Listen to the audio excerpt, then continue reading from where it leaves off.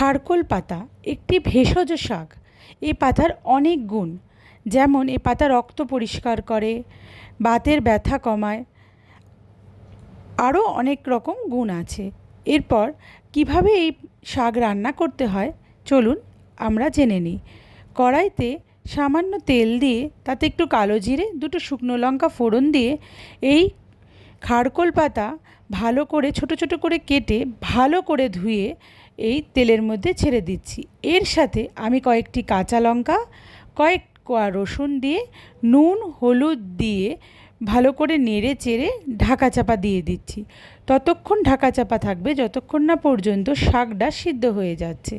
এরপর ভালো করে নেড়ে চেড়ে জলটা টানিয়ে আমি মিক্সিতে বেটেছি। আপনারা চাইলে শিল বা পাটায় বেটে নিতে পারেন, তাতে স্বাদ আরও ভালো হবে।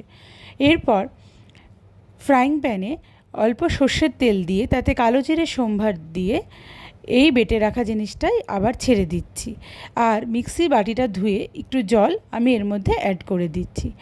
এরপর রান্নার মেইন কাজ ভালো করে নাড়াচাড়া করতে হবে, যাতে জলটা পুরো টেনে শক্ত শক্ত হয়ে যায়।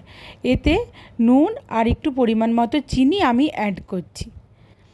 ভালো করে নাড়ানো চাড়ানোর পরে এই যে জিনিসটা তৈরি হবে এটা দিয়েই মুছে মুছে পুরো ভাত খাওয়া হয়ে যাবে। এটা এক ধরনের ভর্তাও বলা যেতে পারে। ভাতের সাথে খেতে অসম্ভব সুন্দর লাগে।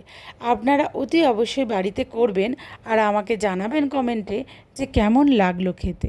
আমাদের তো এই খারকোল পাতা বাটা খুব ভালো লাগে খেতে, আর উপকারীও বটে শরীরের জন্য। আমার রান্না ভালো লাগলে আমার চ্যানেলটি সাবস্ক্রাইব করে দেবেন।